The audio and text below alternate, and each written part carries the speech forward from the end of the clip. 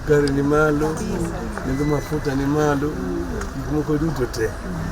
Majogi no singo ni jopiny ni kagi donjo ni moro kone gi wacho ni kagi keto mo wapi.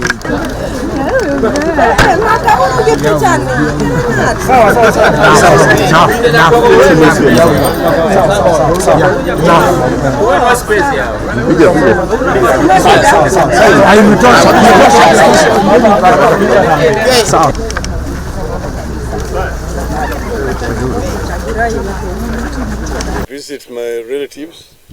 I had visitors yesterday in Bondo, and now I'm going back to Nairobi. But I came to also to find out what is happening back home. And the information that I have is that life is very hard. The cost of living is very high. Employment is not available for most of the residents of this place here. And the basic price of basic commodities like food is very high. Energy is also pretty high. Fuel is very, very high, the cost. So the people are suffering.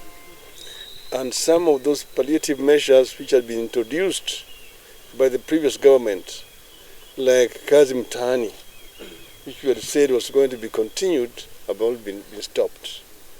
There's also a disappointment about non-implementation of promises which had been made during the campaign period.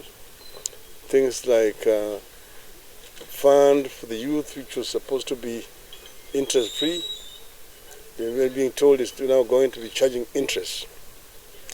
And the help to the disabled, to the mamas, mamambogas and so on, is also not forthcoming. What is being seen here is promises on top of promises and top of promises, which is disappointing. But that is not really what I wanted to talk about. I want to talk about the critical issue of independent electoral commissioners. As you know that this regime, which came into power through the rigging of the elections, is now hell-bent in trying to send home the commissioners who stood firm on the platform of the truth. And we have said that this is not going to be acceptable. People of Kenya will not accept it because it is now known worldwide that these people lost elections badly and that they told these elections.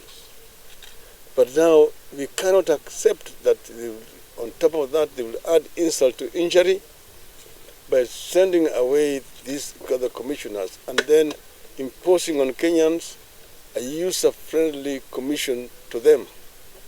This is not acceptable. And therefore we have said we are going to consult widely with the people of Kenya.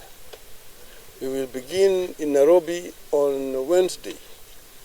We will have a meeting with the people of Nairobi at Kamkunji grounds to ask them if they accept that these commissioners should go home. We will then do the same thing in Mombasa. We'll do the same thing in Nakuru. We'll do the same thing in Kisumu. Do the same thing in Kakamega. Because an independent electoral commission is the referee. It cannot be appointed by a player. So we will not allow the Kenya-Kwisha regime to impose a commission on the people of Kenya. That is not acceptable. End of statement. Thank you.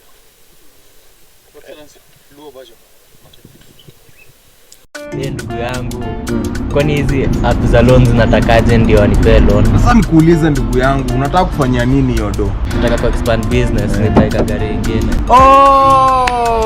Sasa bro, acha nikueleze. Kuna app inaitwa VIP. Unaona sasa, ukiwa na hii app, ni app yenye inakusaidia kumanage busy yako. Sasa wewe kama mse wa taxi, ukimanage transactions zako through VIP for the next 3 months, unaweza get access to loans. Alright. Na pia kulingana na design yenye unakopa na unalipa hiyo loan, wanaweza kupatia pia access to a better handsome amount ya loan. Unanipata ndugu yangu? Nakupata. Hiyo kwanza iko verified. Kabisa. Download VIP leo na uexpand biz yako in the next 3 months, au sio? Kabisa bana, hata niweke sahi.